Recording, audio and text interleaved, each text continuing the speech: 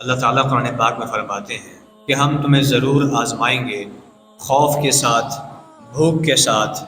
مال میں نقصان کے ساتھ، پھلوں میں نقصان کے ساتھ، اور پھر فرمایا کہ آپ صبر کرنے والوں کو بشارت دیجیے۔ اور صبر کرنے والوں کی نشانی یہ ہے کہ جب ان پر کوئی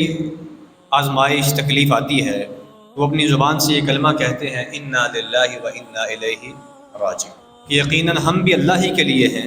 اور ہم اسی کی طرف لوٹ کے جانے والے ہیں۔ اللہ تعالیٰ کے آزمانے کے مختلف طریقے ہیں، کبھی وہ دے کر آزماتا ہے، کبھی وہ چھین کر آزماتا ہے۔ دے کر آزمائش کی صورت یہ ہے کہ اللہ تعالیٰ یہ دیکھنا چاہتے ہیں کہ اس بندے کو جب میں نے کوئی نعمت دی ہے تو کیا اس نعمت کو پا لینے کے بعد اس نے ہمیں یاد رکھا ہے یا بھول گیا ہے۔ کئی لوگ ایسے ہوتے ہیں کہ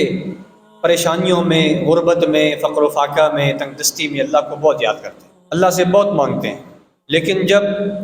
اللہ ان کی تکلیف کو، پریشانی کو دور کر دیتا ہے، خوشحالی لے آتا ہے، امیری لے آتا ہے، ان کی بیماری کو دور کر کے ان کو عافیت دے دیتا ہے، تو وہ اللہ سے ایسے منہ پھیر لیتے ہیں جیسے اللہ تعالیٰ کے ساتھ کبھی انہوں نے رابطہ کیا ہی نہیں تھا، اللہ سے کبھی انہوں نے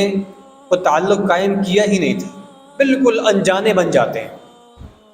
یہ چیز اللہ کو پسند نہیں ہے۔ حدیث کے الفاظ یہ ہیں کہ جو شخص یہ بات چاہتا ہے کہ اللہ تعالیٰ اس کو اس کے دکھوں میں یاد رکھے، اس کو اس کی پریشانیوں میں یاد رکھے، اس کو چاہیے کہ وہ اللہ کو اپنی خوشیوں میں یاد رکھے۔ کتنی بڑی بات ہے، کیونکہ ہوتا یہ ہے کہ جب ہم پر کوئی غم آتا ہے، کوئی تکلیف آتی ہے، ہم اللہ کو پکارتے ہیں تو ہماری وہ تکلیف دور نہیں ہوتی ہے، ہماری وہ پریشانی دور نہیں ہوتی ہے۔ اس کی ایک بہت بڑی وجہ یہ ہے کہ جب ہم پر وہ تکلیف نہیں تھی، وہ غم نہیں تھا،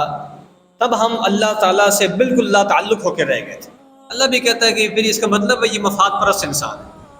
جب اس کا میرے ساتھ مفاد ہوتا ہے تب مجھے یاد کرتا ہے، جب مفاد ختم ہوا تو